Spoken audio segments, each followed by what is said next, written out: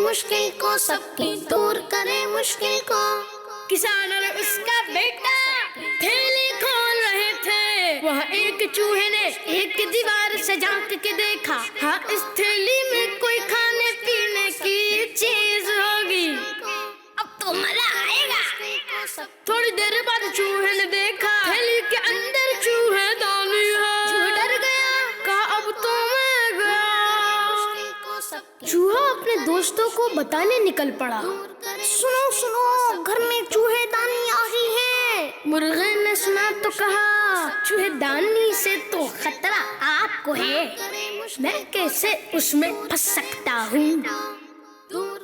چوہا بکرے کے پاس گیا، کہا بکرے بھائی چوہے دانی آ گئی، ہم سب کو خطرہ ہے۔ بکرے نے کہا چوہے مجھے افسوس ہے، مگر میں کر بھی کیا سکتا ہوں، صرف دعا کر سکتا ہوں۔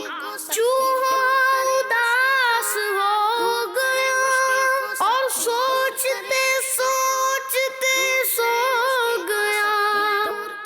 رات چوہے کو ایک آواز آئی، دیکھا تو چوہے دانی میں ایک سانپ پھنس گیا تھا۔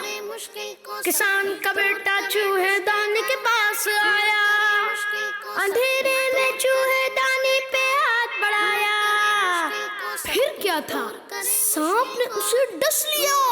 کسان اسے ہاسپٹل لے گیا اور کچھ دن بعد وہ ٹھیک ہو کر گھر واپس آ گیا۔ بچہ کمزور ہو گیا تھا، کسان نے مرغا کاٹ کر اس کا سوپ بنا لیا اور بچے کو پلا دیا۔ جب بچے کو دیکھنے رشتے دار آئے تو بکرا کاٹ کے انہیں پائے کھلائے۔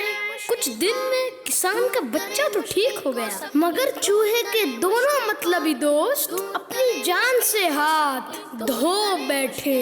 چوہے نے سوچا کاش میرے دوستوں نے میری مدد کی ہوتی۔ پیارے بچوں، اس کہانی سے ہمیں یہ سبق ملا کہ اگر ہم خود مصیبت اور پریشانی سے بچنا چاہتے ہیں تو ہمیں چاہیے کہ پریشان لوگوں کی مدد کریں۔ فرمان مصطفیٰ صلی اللہ تعالی علیہ وآلہ وسلم، جس نے کسی مومن سے دنیا کی کوئی تکلیف دور کی، اللہ پاک اس کی قیامت کی تکلیف دور فرمائے گا۔ بچوں کا مدنی چینل آ گیا، کیا بات ہے!